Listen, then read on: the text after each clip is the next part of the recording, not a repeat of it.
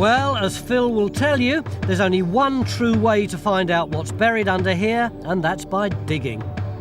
So, taking care not to ruin the school lawn, another trench goes in to reveal the hidden history of Hook Court. Phil, you've got a luxury on this one. You don't have to wait for Geophys to finish before you start digging. Brilliant, isn't it? No, but I also don't have a big yellow digger, do I? We could drive one in if you like. Over here, we see a little building. And in fact, the antiquity sign is in the wrong place. That's right. It's in the plot next door. Over in the lumber yard over there. Truth. Hold on, so where it says here, site of King's Chapel, and we've dug in this one. Yeah, but it's actually referring to this cross. It's referring to that cross. And that's the cross that's in, and in the lumber they yard. didn't put the cross on there, look. Phil, you're digging in the wrong garden. Nick misinterpreted the map. Hey, hang on. Several people misinterpreted the map. Oh, hang on. He's going to start chucking stuff. Why am I in the wrong garden? Because the big X that says site of the chapel is actually next door. Over there. All right. It's only the writing that's across this garden. Well, I'm still not going to leave this one until we resolve what's here. Quite right. Thank you. Quite right. But don't hold your breath, I think is the answer. Phil's absolutely right. We have to finish these trenches. The map on the deeds may be wrong, but we don't know for sure that the chapel isn't in this garden. Not only that, but there could be Saxon material to find here that's much deeper down. Phil? Yo! Nice bit of wall in it. Absolutely magnificent, isn't it? I mean, look at the size of it. And the beautiful thing of it is that we can actually tell that where Ian is outside the building. You can see that it's just dirt and soil. And where I'm standing is inside the building. So we would expect to find the other wall somewhere there, just inside the moat. Can you definitely say that that's medieval? Yes, I can, because all the pottery above it is medieval. There's nothing earlier or nothing later. It's sealed by medieval pottery, and more importantly, it's got a superb assemblage of roof tile. You want to have a word with Paul? He's eulogising about it. Paul? Hello. Phil's waxing lyrical about what you found. Yeah, I mean, just look at them. This is like a stunning collection of medieval glazed roof tiles. It's these incredible posh ridge tiles. I mean, this is only the sort of thing you would have got on a really big posh house in the medieval period. They are a weird shape, aren't they? Yeah, they call these coxcombs with the sort of the jagged top. You know, it's well, because they look like a coxcomb, I suppose. Paul's not easily impressed, but it's unusual to get so many finds of such quality. To the side of the timbers, there's a steep slipway. Phil's found a layer of gravel mixed up with river mud, sitting on top of a curving outcrop of clay. This looks like the bottom of the creek bank. There's the gravel. There's stacks of pottery in amongst the deposits. So if that doesn't date it, nothing will. Things like this is part of a kiln bar that would have actually been a whole series of these coming off a central pedestal, radiating round that would have formed the floor of a kiln. If we can find one, I reckon we ought to get on with it. I think time is of the essence. What do you mean if you can find one? Oh, you've got look at that, what? Now, even you, Phil, might even spot that. John's now slightly less bullish about his absolutely definite kiln in Trench 1. I must admit, I'm surprised we're not seeing a clear structure yet. That's what I wonder, whether you're just picking up areas of burning, just random burning. There's obviously been a very, very intense heat.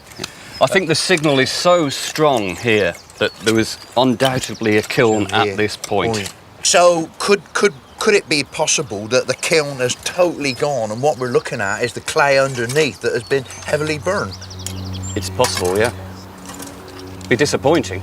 What sort of depth do you normally work at? We normally work in about 10 to 20 metres of water, but most of my colleagues think that is ridiculously shallow, let alone this. See, I mean, how does this actually work? How is it that this thing can pick up wood? How does it work? Well, basically, if you sort of send a sound source down to the seabed, the physical property change between the water column and the actual sediments is pretty significant. You get an echo back from it. And what we've found out is there are also big physical differences between the wood and the sediment. So we also get an echo from that. So hopefully we'll get echo both from the seabed and maybe wood buried beneath it. And you should actually get a 3D image of the boat. Well, that's what we would hope to do, anyway. Phil, you're digging in the wrong garden. Nick missing. John's finally got the site prepared. He's had problems sighting the anchors for the sea curtain, and he's been marking out the trench underwater. On the surface, Phil has been waiting patiently for his instructions. Phil, can you hold it there and then I'll come and get it? You'll come and get it. We're so nearly ready to go, but no end of optimism will make up for the fact that we've probably lost a whole day just getting the site ready. Well, look, we've got the edge of the bank there, that's the vegetation. There's the creek, there are the timbers. We have got this sort of gravel bank linked with it. But isn't that what we can see with this lump in front of us anyway, John? Yeah.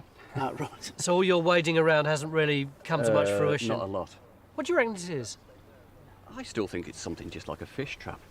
Oh, John, stop being so negative. I mean, look at the way it's constructed. It's really substantial. There's all those big timbers down there, and there's other ones laid on edge over there. Why can't it be just something more like a wharf with an access way here? I think that's quite feasible. Raksha, what's your instinct? I think it's something much more substantial because the timbers are running back up to the bank. So I don't see why it can't be something like a mill.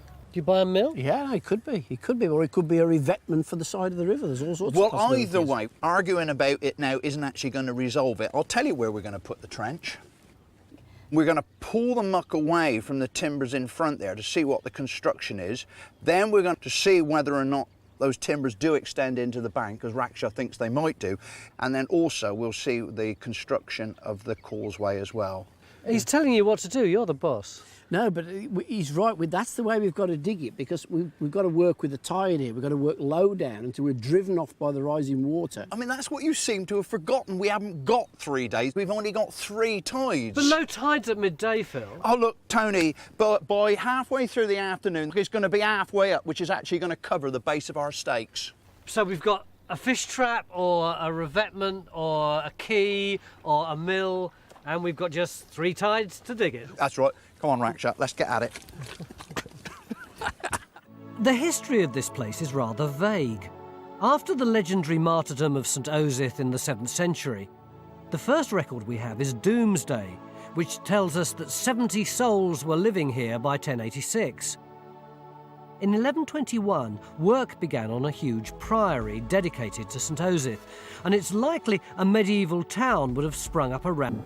I was rushing around like crazy till just after lunch, and now everything's just gone, ugh. That's really frustrating. Why? Well, nothing's happening. Look at this thing.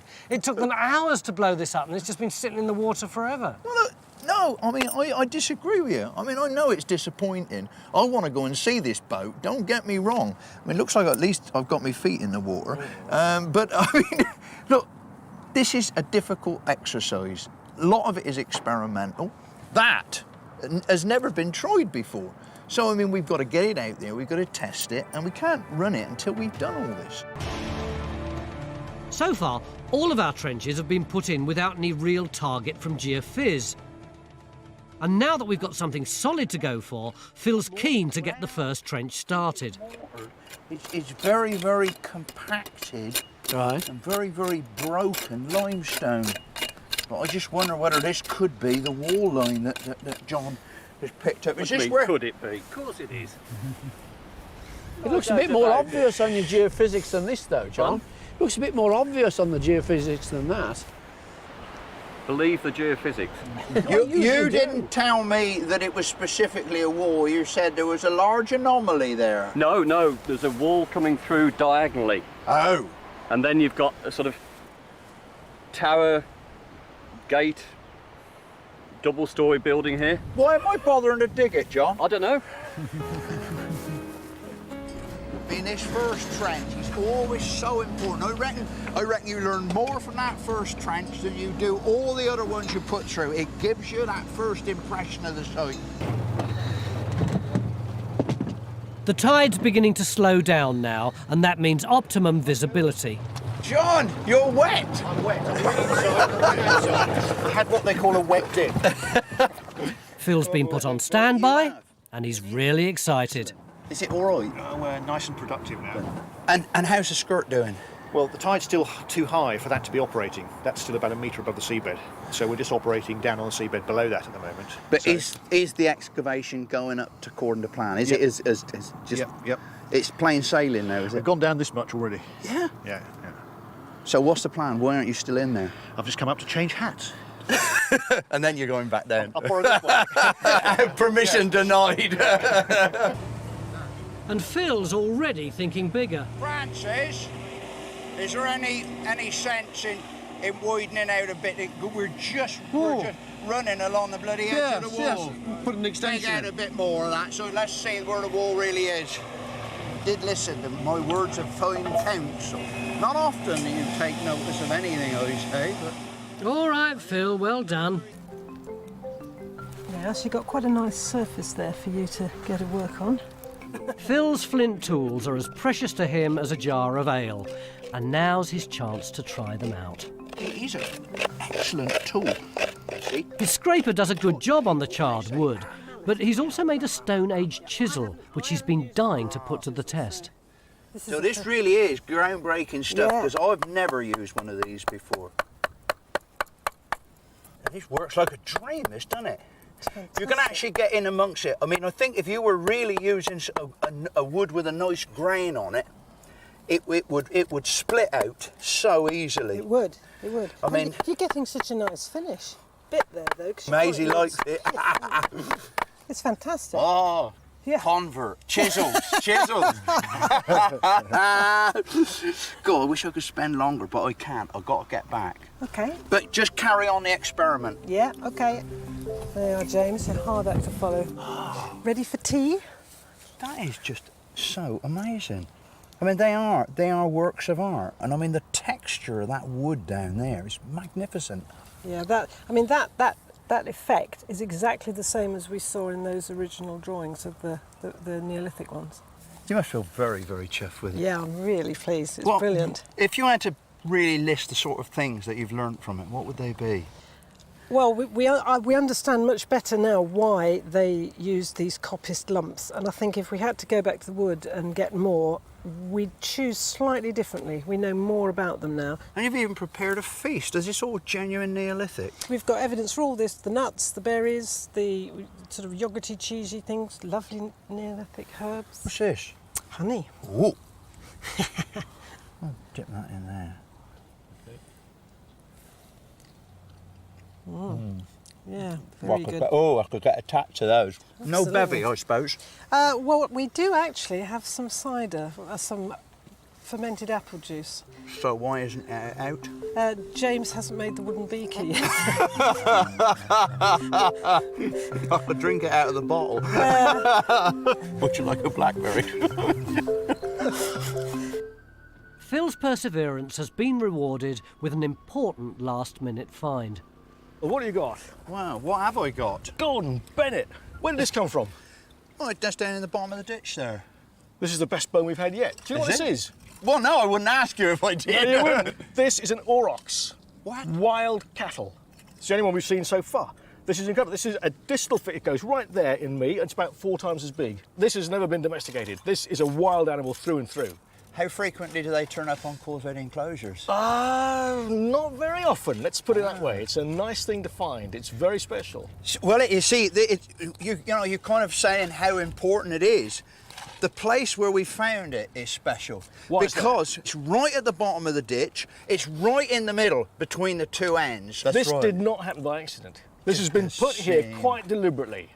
It does seem just too much It's too much of a coincidence. That is too much of a coincidence. I'd better go and find some more. Made my day.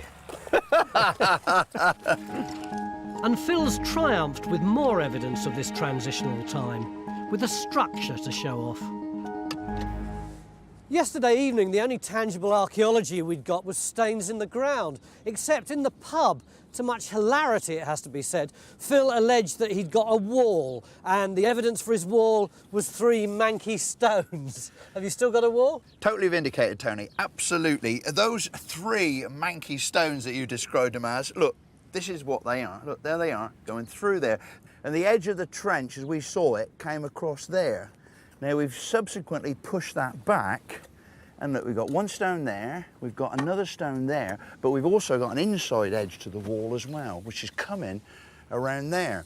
And you can see the whole thing is curving back round. Now, I think that this is probably going to be a furnace or a kiln. Hang on. The furnaces you've shown me in the past don't have that light clay stuff there. They're always black. That's after they've been used. This one was never used. It was either constructed and it fell down because there was a flaw in the design, or failing that, they didn't need it.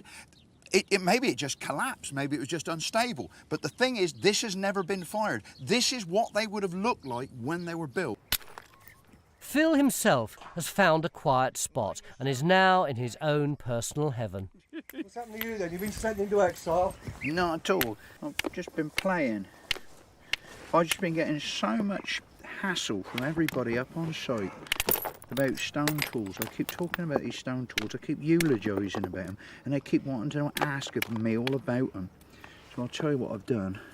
I've pinched a couple of the best ones, yeah. that nice scraper, and while nobody's looking, I'm going to make a couple.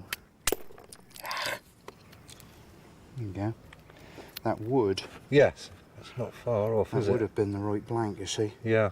So what you're actually using here, though, isn't classic flint, is it? It's chert. Well, that's right. It's the flint equivalent out of the green sand. Yeah. Funny thing is, I have devil's own job talking to all the locals around here because they keep on talking about this as flint. Yeah. And to me, this light is, as you say, it's chert, but it works just as well. Yes, better. Look at that. Yeah. Lovely straight edge. Yeah. I mean, that is razor sharp. Yeah. Absolutely razor sharp. The chert tools that have inspired Phil are the best evidence that our monument's Neolithic, about 5,000 years old. Phil and I haven't seen any of this underwater yet. John's trench is 2 metres from where the ship's rudder would have been. He's seeing both sides of the ship's hull, with the triple thickness planking tapering down to the stern post. The frame timbers here look as if they're 40 by 50 centimetres thick, which are far bigger than he'd expected. And John thinks there could be anything from 1.5 metres to 2 metres of the hull still under the mud. Justin Dix has been processing his sonar geophysics results at the Southampton Oceanography Centre. And it's really exciting, Phil. Even in this very shallow water, we've got a really good image. This, along here, is the actual seabed. And we can actually sort of add that on there. And then what we've got is a really strong anomaly, really sort of yellow and red colours here, very, very strong reflections. That is a cross-section through the grass. And that's actually cutting a slice through the actual grassure. And in fact, the reflections are so strong, we get nothing, no sound being reflected back beneath. Whereas on either side, where it's just a sort of muddy sediments, we get sort of horizontal layers, sort of some basic layering within it. And so we're fairly confident that's the actual hull. So from a series of these cross-sections, you can put it together and actually build up the shape of the hull? Well, that's what we've been trying to do over the weekend. If we go onto this screen here, what we've done is we've effectively picked the seabed surface so we can actually sort of have a sense of what the seabed's like. And if we go underneath here and we start to add the actual horizons, we can start to pick out the actual hull section. And if we then rotate round, you can start to see a sense of that hull form. That's right. Here's the actual width of the hull, and you see it's tapering back towards the stern. That's right. How much of the ship have you got there? We've got about 2/3 of the vessel here at this time. I mean, normally we would survey for a number of days and process for several weeks. So over a weekend, we're pretty pleased with this. You're pretty chuffed about this. I'm over the moon, actually. Some of the team aren't sure about Jonathan's latest theory. So where do they think the Great Hall is? I don't know. I think there's a very, very big building going back that way. Which I think is what I was saying last night. Do we have time to put in a test No, pit or anything? What's really needed on this site is to open the entire lawn. But of course, that's not possible in 3 days. What we're suggesting is that perhaps this corner here is the corner of a big building that runs back down there, and that all this rubble in here is actually the fill-in from where they've actually taken the stone out. We've got at least 3 separate phases. We've got the first one here, which is this stone bit there, and then across here, and another bit here. It's like a sort of little compressed H shape.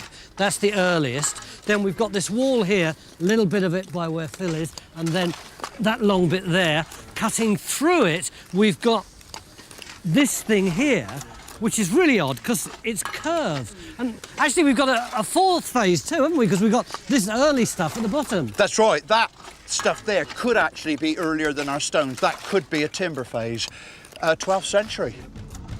And it's all covered in material from the 17th century, when it's clear these buildings were demolished. Well, as you can see, things are pretty much ground to a halt here because it's the end of Tide 1. Even Phil's decided to come on out of the water. Yeah. Have you come up with anything? We've been absolutely inundated with results. It's been brilliant.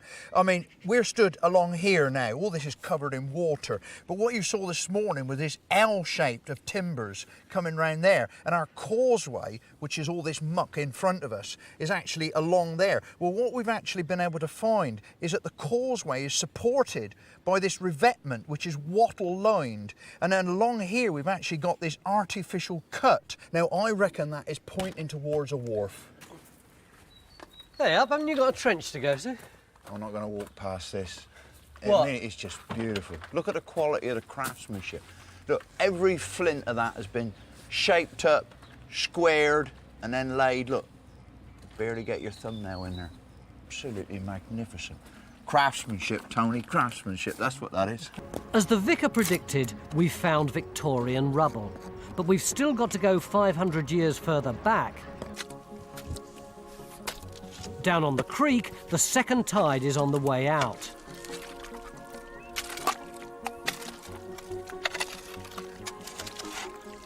But something's gone horribly wrong. Hey up, Phil. You don't look like your normal cheery self. Is it surprising? Look. What? I mean, this last night was my trench, wasn't it? Yeah. Look at it now. What's happened? Well, the tide came in, didn't it? Well, you must have expected that. You were the one who said to me this is about in, out, in, out, in, out over 3 days. Yeah, but we didn't actually expect it to come in this high. I mean, I was reliably informed this was going to be a neap tide, and apparently neap tides mean that they don't come in as high. But look, it's just inundated everything. It's a mess. So what are you going to do, Raksha? Well, there isn't anything that we can do, really. We just have to clean it up and start all over again. It's a bit of a waste of time, though, isn't it? No, it's not a waste of time. There's no point in doing it unless you get it cleaned up and recorded it. We've got to do that. Got a hand? I'm glad he's definitely post. Ah, got archaeology here. But at least Phil's beginning to expose hard evidence of activity on the site. Tracy? Yeah? This is a lot more promising. Ooh, nice. Look, what we've got is the top of the natural creeping through, I think. That orangey stuff. And we've got the same stuff there. And then look through the middle. I think we've probably got some sort of a ditch. But when we come back here, now look. Oh, yeah. Charcoal. Nice. Now that is the most encouraging archaeological material I've seen in any of the trenches. With signs of burning, things are looking good for Guy's proposed recycling centre, where tools, sculptures and bowls could have been made. What have we got? Well, it is a big black stain in the ground, actually. But it's what's in that big black stain in the ground, which is really interesting. I mean, we are getting lots of things like this. Food waste, you see they're dining out on oysters. We're getting masses and masses of pottery. But something which we've not had before, and we've only just started to get, is this burnt clay. Now, burnt clay is structural. That has come out of a furnace or an oven, probably something industrial. Aha! Oh, yeah, what? It's a big black stain in the ground. If there is an oven there, could it still be there, or is it likely to have gone by now? It could still be intact. I mean, what would happen is that the top part, it would weather, and so what we'd be looking at is the decayed top of it, but we'd only have to go right the way down before we'd perhaps get the base, the intact bit of it. But rather than being a recycling centre, it could just be a rubbish dump. A landfill site, yeah. How do you feel now, internationally renowned Romanist? When you dig a trench, if it's a metre at the top, it must be a metre at the bottom. In other words, the sides of the trench must always be absolutely vertical. This means that the layer that you've got exposed actually on the bottom of the trench, you can actually see it in section. So don't just dig in the middle of the hole, dig right up to the edges, keep them straight. There's Phil's gospel lesson for the day. Phil's now moved up to work on the church, but he isn't where I expected him to be. I see you've got a pipe there, Phil. Anything else? Yeah, you see here, Tony, got a little child burial. Oh. Just one of those things, really. I mean, you know it's a burial ground. What are you going to do with it? I'm going to give it the due respect it deserves and just leave it alone. Funnily enough, it doesn't actually detract from the objectives of of the trench here. Which is? Well, you see, if I get my shovel, see if I slot it in there. Yeah. Now, that is the base of the foundations. So the whole church is sitting on big stones like this. The main thing is that there is nothing, no walls coming this way. So in fact, we know that it doesn't look as though there are any aisles or transepts coming this way off of that wall. Because we thought there might. You see that curve there, Tony? Yeah. Looks We've also got lots of ditches, a possible prehistoric burial. That's definitely Roman. It's quite fine. And Roman pottery all over the site.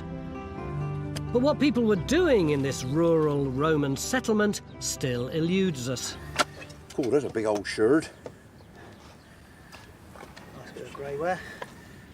Then Phil, who thought he'd got either an industrial site or a rubbish pit, begins to uncover some intriguing stones. That is it, isn't it? Just off the top of it, yeah. Wow. See that? It's got big stone. Well, it's got a stone buried in it, isn't it? You feel like one of these sort of GM vandals. No, you need a black mask over your head. Ooh, what? Slag. Really? Isn't it? Oh dear. Ah. Flint. Stick to geophysics, John. I can't believe that. If you're in so victorious a mood, what have you got on your printout for this? This is actually the anomaly. It's one of the strongest we've got. Okay. I mean, it looks like fired brick. I wonder whether it's not a furnace, a smithy. Ah, well, that would be... Because... That would be... Because... Oh. Look what I'm getting. Lots of clinker and stuff like that, masses of it. And that isn't flint, is it? No, John, that's not flint. But it's all coming in here. Just as we predicted. Come on. Even though everyone's bottling up their feelings, it's been a tense and frustrating day for the archaeologists. Nerves are beginning to fray, particularly when one of the crew steps into Phil's newly cleaned trench. David! Sorry, sir. And on the other side of the hedge, the hunt for the all... Hey Phil, it's getting more and more precarious down here the more people use your duckboards. Oh, come on, stop making a fuss. Oh, you've cheered up now, haven't you? You should have seen him this morning. He was giving me a lot of stick for coming down there as well. We've had real fun down here this morning. We've got a dock. What do you mean by a dock? What you're looking at is a place where a boat would have slipped in through there. Do you see this big area of clay? It's all a big area of clay. No. You want me to get over there and show you, don't you? Look at the yellow underneath, that's the clue. Oh, blimey, This Phil, stuff steady. here, that's the actual natural, and it comes way across there and goes up the other side, and in the middle of it is this great big dollop of grey clay. So the boat is going to fit into there. It's going to be protected on this side by these timbers, and we've got along there a load of wattle that actually the boat would have slipped up against. And beyond that, we've got our gravel causeway, which is where you would have unloaded and offloaded the boat. And the actual front of that causeway is supported by a wattle fence. Now, when that wattle fence actually rotted, all this gravel, which is part of the causeway, collapsed and fell into the dock. And on that side, we've actually got another wooden frontage, which is comprising of boards, but in the front of that is also wattle-lined. Can we dendrodate this wood? No, we can't. I mean, unfortunately, the timbers, I think they need about 50 rings or something like that. The timbers are just not big enough to actually be able to get a date. But, you know, there's an awful lot we can get out of this, isn't there, with the timbers and everything you've got. It's a question of whether I can get out of it. One big question, though, when was it? Yeah, well, I think we know that now because Paul's gone through the pottery that Phil found up on the top there, and it's a closely datable group. He's got one lot of stuff that's about 1600 to 1650, and the rest of it's post-1650. So we're looking at a 17th century dock. That's good. I've been here all morning. I haven't got the foggiest idea how old it was. Shame it's not medieval, though. See if you can find us a medieval key. Do you want a hand out? Are you all right? No, he's all right. Thank you, friend. No, don't pull. Don't pull, you silly old fool. Hello, my name's John Gator. Time Team is fan-funded by Patreon. This vital support helps us to make new episodes. Joining Patreon gives you access to exclusive interviews, 3D models and masterclasses, plus lots more.